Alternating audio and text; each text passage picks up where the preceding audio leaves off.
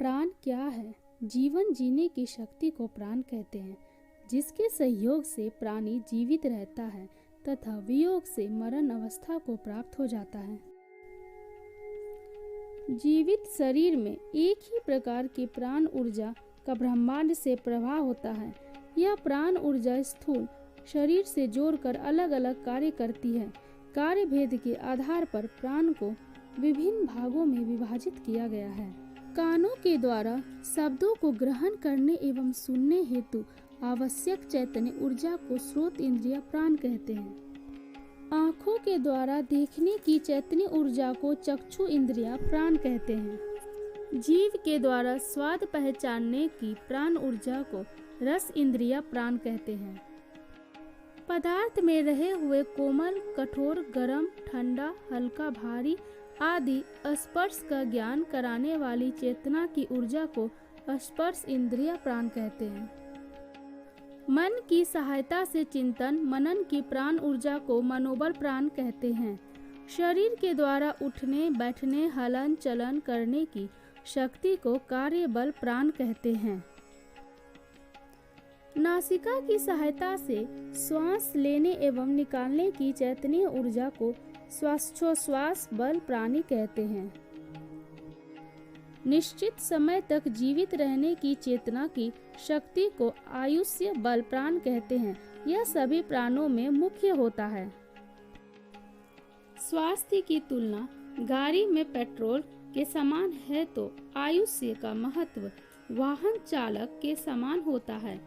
प्रत्येक प्राण में अपने अपने विषयों को ग्रहण करने एवं अभिव्यक्त करने की शक्ति होती है। मन शरीर के सभी प्राणों को अभिव्यक्त करने की क्षमता रखता है। यह सभी प्राण ऊर्जा शरीर के विभिन्न अंगों, मांसपेशियों, स्नायु आदि तंत्रों को कार्य करने की क्षमता प्रदान करती है, जिससे शरीर में आवश्यक ताप नियंत्रण, रक्त परिभ्रमण एवं अन्य क्रियाएं स्वचालित हो तथा मस्तिष्क से संबंध बनाए रखने हेतु उनकी सहायता करती है। इसके अभाव में स्थूल शरीर और मस्तिष्क अपना कार्य नहीं कर सकता। आधुनिक विज्ञान अक्सर इस ऊर्जा तथा इनके आपसी संबंधों के अध्ययन तक ही सीमित है।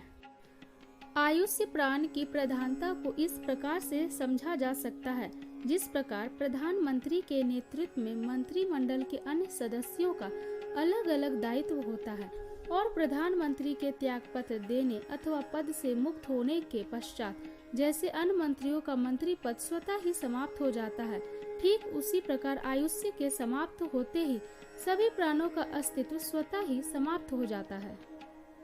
आयुष्य का मापदंड श्वसन से होता है, जो प्रत्येक मनुष्य में अलग अलग होता है। सांसों की गति को नियंत्रित कर प्रायः आयुष्य की वर्तमान में प्रचलित काल अवधि को नियति अनुसार घटाया या बढ़ाया जा सकता है। अन्य कर्मों की स्थिति बदल सकती है, परंतु आयुष्य कर्म को बदलना साधारणतया असंभव होता है।